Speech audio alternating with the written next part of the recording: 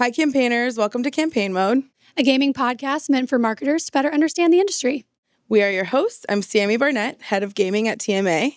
Morgan Bridges, account supervisor at TMA. If you have any questions, want to reach out to Collab, all of our information is down below. And don't forget to like, comment, subscribe wherever you listen to your podcasts. We hope you enjoy.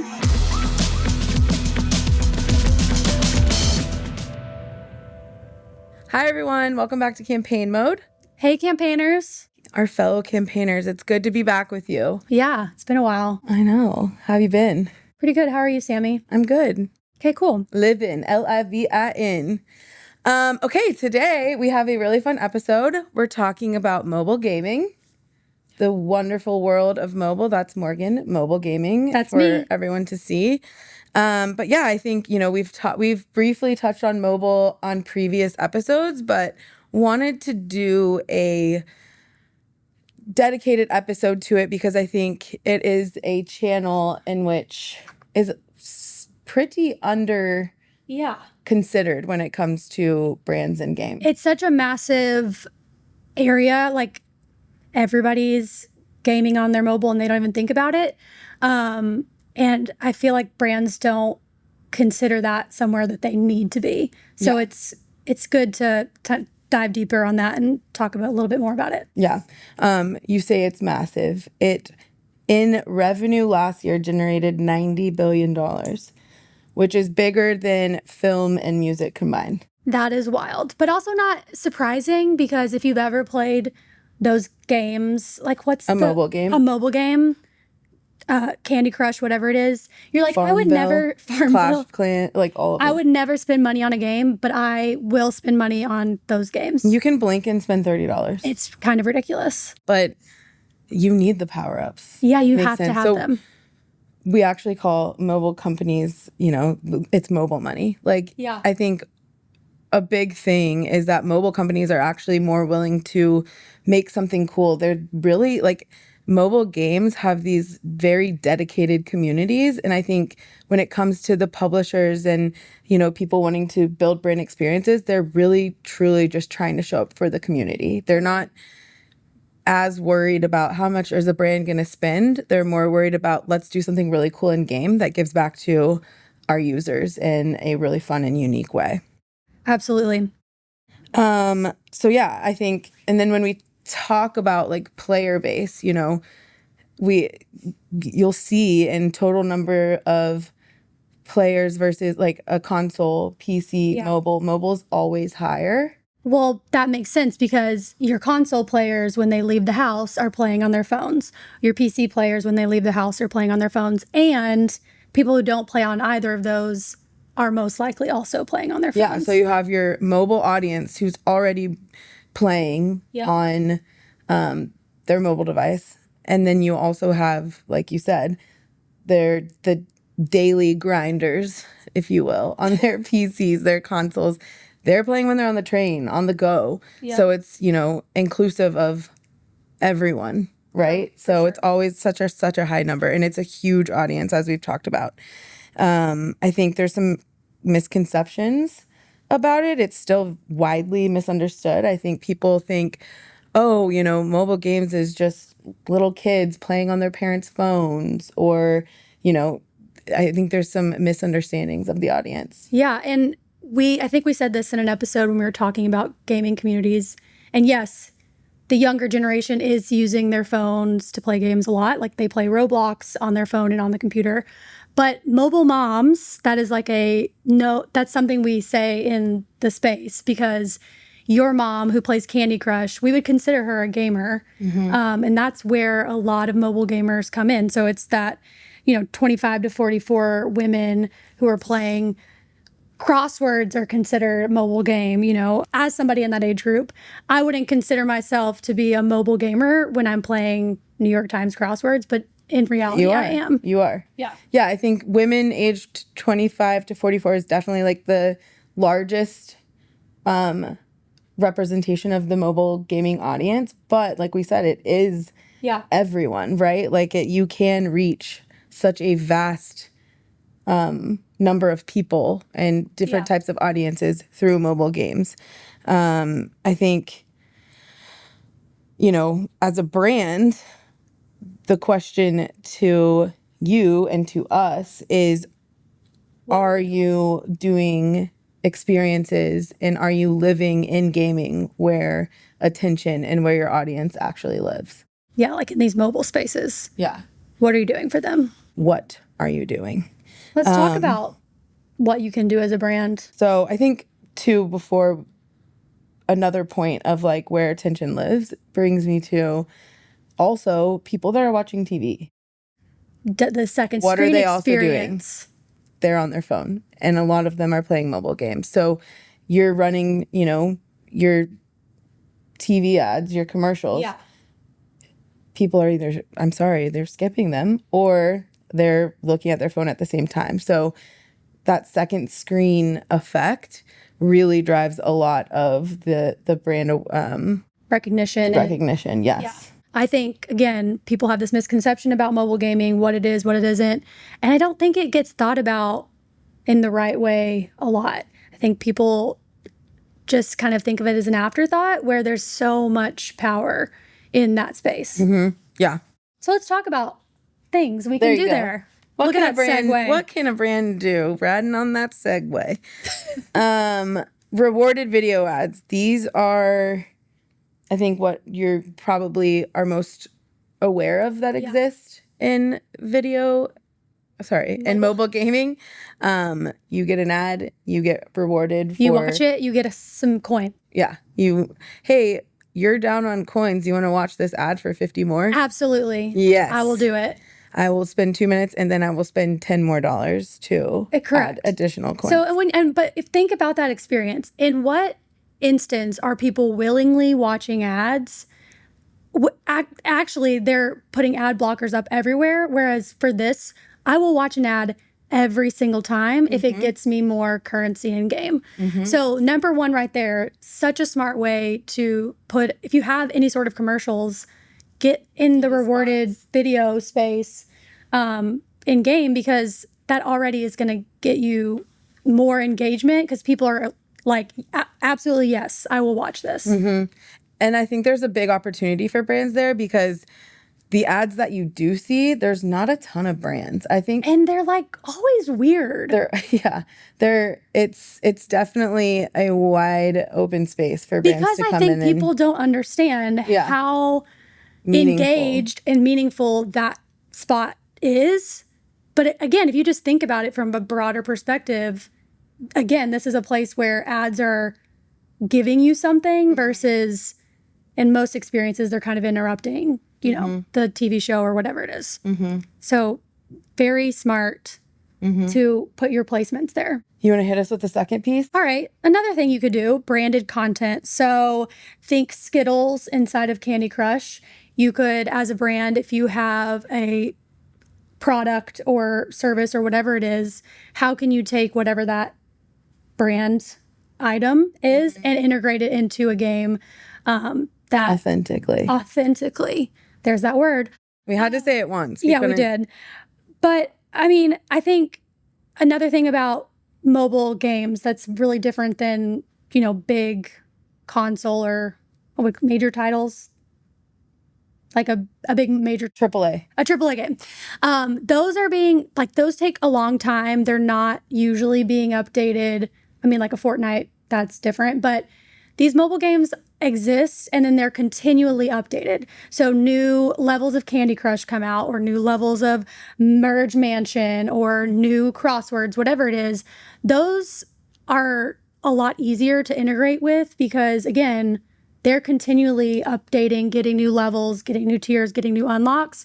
So, of course, they're going to be more willing to work with you to integrate your brand versus AAA titles. They're focusing on getting the game out the door, right? And being perfect. And no bugs, whatever. There's so much more room to play. Wiggle room, yeah.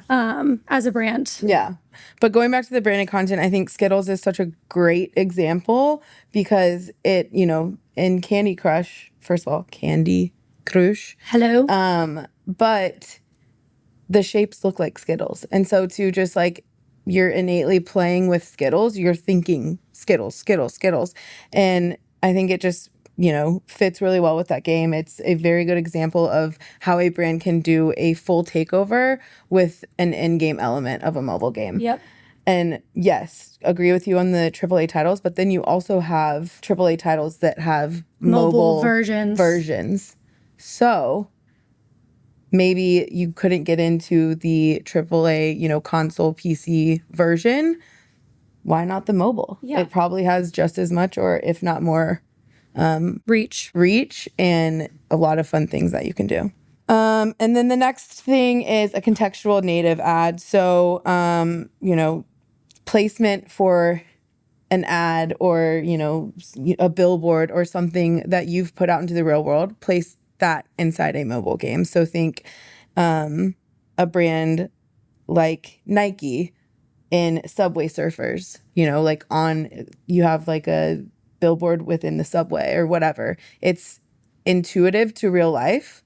Yep. You're used to seeing that, and it's not super interrupting gameplay either, right? Like it's something that you're used to seeing probably, and so you're like, oh, there's Nike. So it's very native, which is where that the title comes from. Contextual native ads comes from. Yeah, in case you were wondering, but I think it's natural and it works, and it's also it's getting you visibility. Not hard. Like it's not something that you need to spend a ton of time and invest a ton of money. Like it's pretty straightforward. But again, those audiences are more engaged in that game than in other media. And so it's like, why not add that in as well? Mm-hmm. Right? Totally. Yeah, it's they're spending so much dedicated time in these games. And so it's when they see stuff like that, they're not, as long as it's not interrupting in a bad way. There's no harm in. Yeah, and you're just, whether it's they're paying attention to it or they're not, you're still getting your brand in front of their eyes.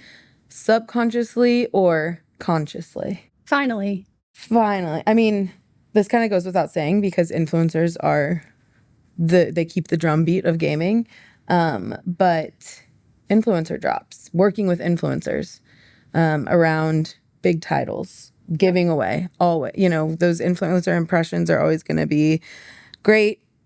But, what if you work with a creator to do an in-game event or rewards inside of a game that gives, some like Robux. Thank you. I was like Roblox.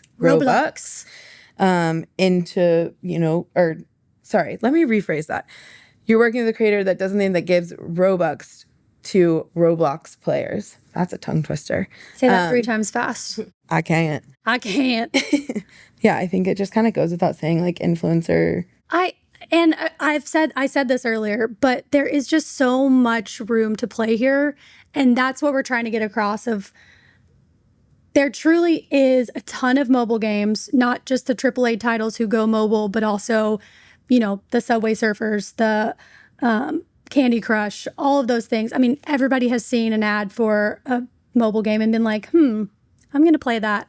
But these influencer events or the ability to give back to the community, I think is so much, not so much more, is a lot more rewarding, not allowed, but like accepted. Thank you. Wow. Is a lot more accepted in the mobile gaming community. Because again, we're not dealing with these titles that they spend years making. Mm-hmm. Yeah. It's okay if they're kind of like, in fact, a lot of the mobile games are a little bit blotchy. And I will still play them. Like I said, like I don't need it. There's just something addicting about the types of games that are on mobile. And again, it's like they're not as precious about their gameplay and the visuals and all of that. So you have so much more room to bring new ideas and places for your brand to show up. So I really do think that there's a lot more that brands can do than they even realize. Mm-hmm. So the brand playbook. If you are a brand you've never gotten into mobile, maybe you're in gaming, maybe you're not. Mobile is a good place to start. Mobile is a good place to extend. But what are the key things when you're stepping into the space, right? Always, you want to think about who you're trying to target. Like, what's the end goal of your campaign? Always think about your role in gaming. Yep. What do you want the consumer to see and then take away from that? What do you want they're there for that to be the aha moment, I think, for the consumer. That's always should be your first stop. Yep. When you're planning gaming things. And once you understand that, then you're going to understand who you want to go after. And like I said, there are so many different types of games. So some are going to skew more younger. Some are going to skew into that mobile moms area. And just, you want to look at the landscape and pick the games that feel right for your brand. We've said this before, but I do think in mobile, again, there's so much more inventory to play with here. Mm-hmm. Yeah, so think about your brand role in gaming. Think about what the audience is of the title that you're, working with, but also start with the player. Yeah. If the title that you pick, what do they care about? What is rewarding to them? What is something that is going to benefit their experience? Think about, you can do some buzzy stuff and that can come later, but think about the player first and foremost, because if you miss that, it's going to be a miss, especially in mobile. Like, do they want more lives? Do they want currency? Are they trying to collect things? Like, every game and platform and game has that thing that people want more of. That's why they're so addicting. Mm-hmm. Tap into that and think, okay, let me give back and let me give whatever that is that you're looking for. Yeah. And then from there, choose the right format, of the kind of branded opportunity that you're looking at. So maybe you're going to test with the rewarded video.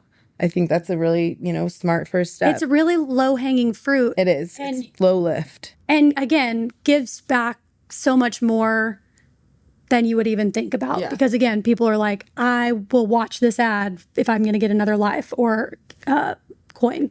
Yeah, I feel like this might be way bonkers to say, but I kind of feel like dropping a sub on Twitch is equivalent to, in a different way, equivalent to doing rewarded video, because it's so low lift and it's so not thought about as a big thing, but they both are really big things. And it's, again, I think we overcomplicate things as marketers sometimes. Yeah. We're like, oh, we don't want to be a logo slap. I get that to an extent. Yes. But again, in this instance, sometimes why not? Mm-hmm. Why not have the commercial that you're running on TV also run in these games as something that's rewarding players? So they're already going to have that positive affinity with your brand in a way that when people are watching football and, an ad comes on, it's like, oh, okay, ads are here. It's kind of, ugh.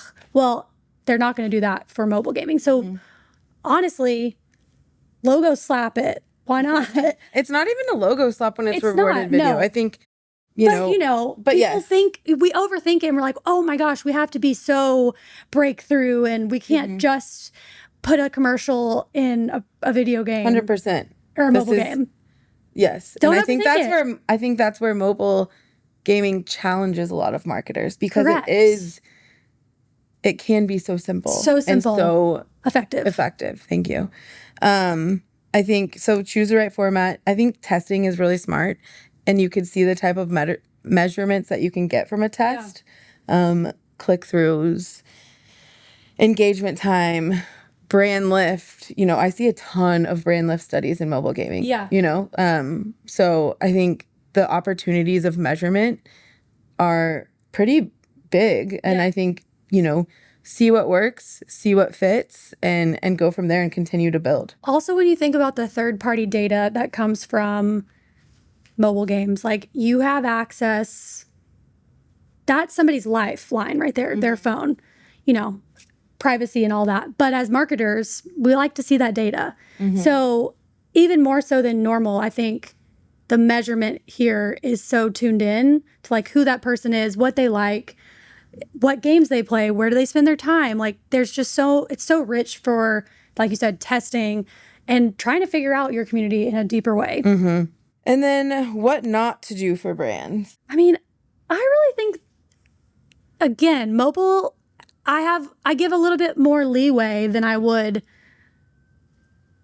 with other things in gaming. Like, why not test? Why not try out? There's so many different areas you can go here.